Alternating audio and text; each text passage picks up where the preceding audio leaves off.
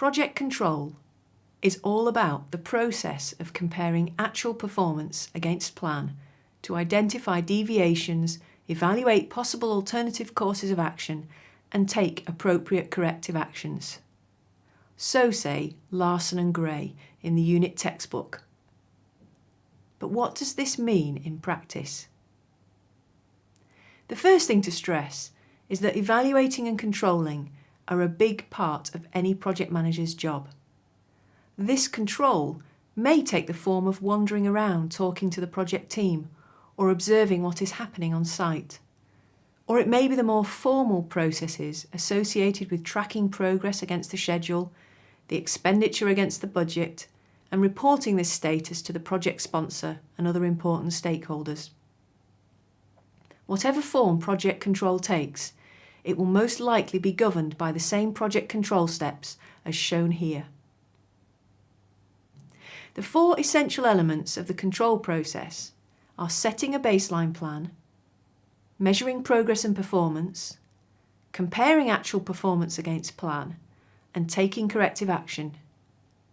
The good project manager will be constantly and often subconsciously moving around this cycle in their conversations with colleagues, discussions with the supply chain, observations of what's happening on the ground, or reviews of the latest project status reports.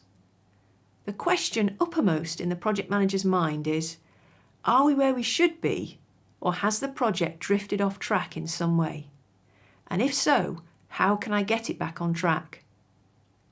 All the project control processes on any project or programme are aimed at answering these 2 fundamental questions.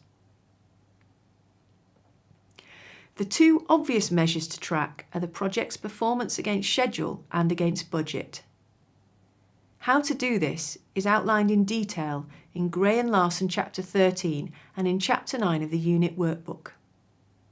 So here in this short video, I want to concentrate on 3 other issues of control that are less often discussed and therefore have less attention paid to them. These are scope creep, baseline changes, and the costs and limitations of collecting accurate data. So let's look at these in turn. First, scope creep. Whilst large changes in scope are usually readily spotted, an accumulation of minor refinements or tweaks to the project scope can result in major additional work, or worse still, rework for the project. This can result in projects running way over budget, being delivered late and facing irate customers and sponsors. It's not that change in itself is bad. Indeed, some changes to projects may be beneficial and allow new opportunities to be seized. Rather, the problem is that uncontrolled change is bad news for project control. The key to managing scope creep is the change control process.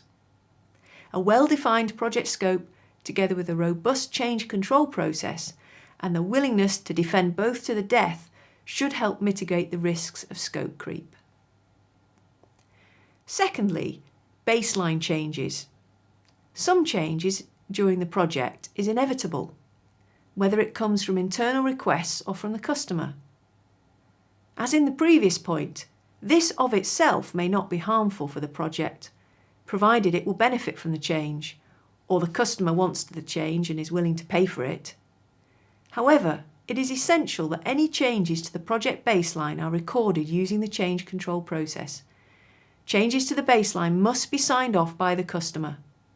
Make sure that any baseline changes are recorded in order to maintain the validity of project control tools such as earned value. Otherwise, cost and schedule variance will be inaccurate and potentially misleading. A final warning is not to use baseline changes to mask poor project performance. Baselines should not be constantly changing. Thirdly, the costs and problems of acquiring accurate project status data. Acquiring accurate and timely data has a cost attached to it. It takes time. Resources and systems have to be developed to deliver it. Also, even if accurate status information is available, but it is not sent to the right people, then that information is next to useless. The old adage, rubbish in, rubbish out, holds very true here. Comprehensive reports of project schedule and budget status may look pretty, but if they are based on flawed or inaccurate sources of information, then again they are next to useless. Pay particular attention to reports of percentage completion of tasks. How accurate are these? Can they be verified by observation, or can they be regularly audited? Try to make sure that the percentage complete system relies on data collected by observation at clearly defined monitoring points. Okay, that's my rant about project control over. Thank you for listening.